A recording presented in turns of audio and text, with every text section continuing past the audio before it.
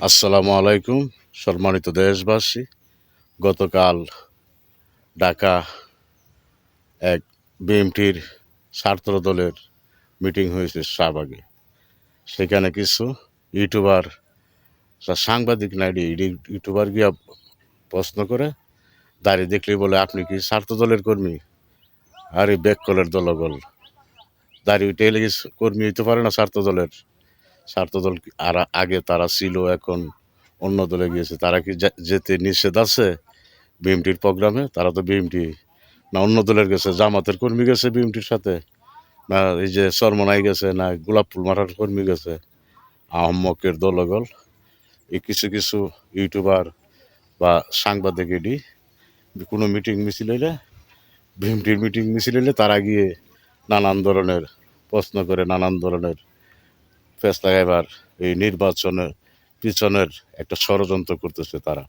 তাদেরকে অতি শীঘ্রই দোলাই দেওয়ার ব্যবস্থা করা হোক। আইনশৃঙ্খলা বাহিনীকে বলছি, তাদেরকে আগে গ্রেপ্তার করুন। যারা মিটিং মিছিলে গিয়া বলে আপনি কি করেন, কোন দলের, আপনি ছাত্র দলের মিটিং আইলেন করে? তোর বাপের মিটিংও যাইব, ছাত্র দলের মিটিংও যাইতো না বিএমটির লোক? হবিষের দলগল এইসব আজে বাজে ভিডিও করে ইউটিউবে ছাড়লে তোদের আইনের আওতায় নেওয়া উচিত। আহম্মকের দলগল এইসব ইউটিউবার সাংবাদিক, তারা দেশের মধ্যে বিশৃঙ্খলা সৃষ্টি করার চেষ্টা করছে। এই মুহূর্তে 1 বছর ধরে এই বিশৃঙ্খলা সৃষ্টি করে নির্বাচন পিছিয়ে পালাইছে।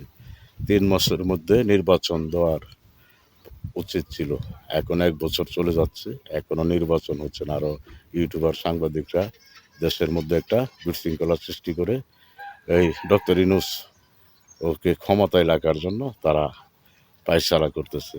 এনসিপি, জামাত, চরমনাই, এই যে আরও দল আছে কটলি, এটি